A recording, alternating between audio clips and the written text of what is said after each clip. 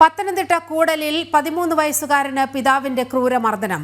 പിതാവ് ലഹരിക്ക് അടിമയെന്ന് സൂചന. സംഭവത്തിന്റെ ദൃശ്യങ്ങൾ സഹിതം പോലീസിൽ പരാതി നൽകിയിരിക്കുകയാണ് CWC. ക്രൂരമർദ്ദനമാണ് പിതാവിൽ നിന്ന് ഏൽക്കേണ്ടി വന്നത്. കൂടൽ പോലീസിന് CWC ആണ് ഈ കേസ് കൈമാറിയിരിക്കുന്നത്.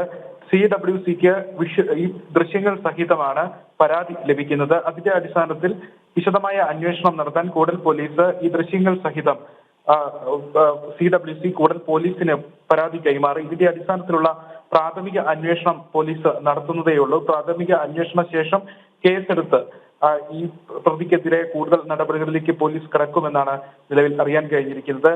രാജേഷ് എന്ന് പറയുന്നയാളാണ് ഇയാൾ എന്നുള്ള പ്രാഥമികമായ ചില വിവരങ്ങൾ മാത്രമാണ് നിലവിൽ ലഭിക്കുന്നത്. പോലീസ് ഇയാളെ പറ്റി അന്വേഷിച്ച് വരികയാണ്.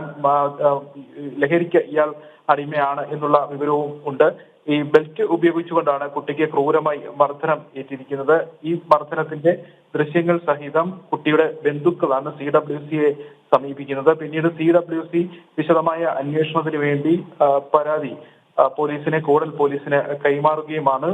കൂടൽ പോലീസ് ഈ ഒരു സംഭവത്തിൽ അന്വേഷണം നടത്തി വരുന്നതേയുള്ളൂ. കേസെടുത്തിട്ടില്ല. പരാതിയുടെ അടിസ്ഥാനത്തിൽ തന്നെ വളരെ വേഗത്തിൽ തന്നെ കേസ് പ്രാഥമിക അന്വേഷണം നടത്തി ഇത് ആരാണ്, എന്താണ് സംഭവം എന്നടക്കമുള്ള കാര്യങ്ങൾ പരിശോധിച്ച് ഈ പ്രാഥമികമായി മദ്യത്തിന് അടിമപ്പെട്ട ആളാണ് പിതാവെന്ന് ലഭിച്ചിരിക്കുന്ന വിവരങ്ങളുടെ അടിസ്ഥാനത്തിൽ ഇത് സ്ഥിരീകരിച്ച് കൂടുതൽ നടപടികളിലേക്ക് പോലീസ് കടക്കും എന്നാണ് നിലവിൽ അറിയാൻ കഴിഞ്ഞിരിക്കുന്നത്. നീലിമ. ശരി മിഥുൻ.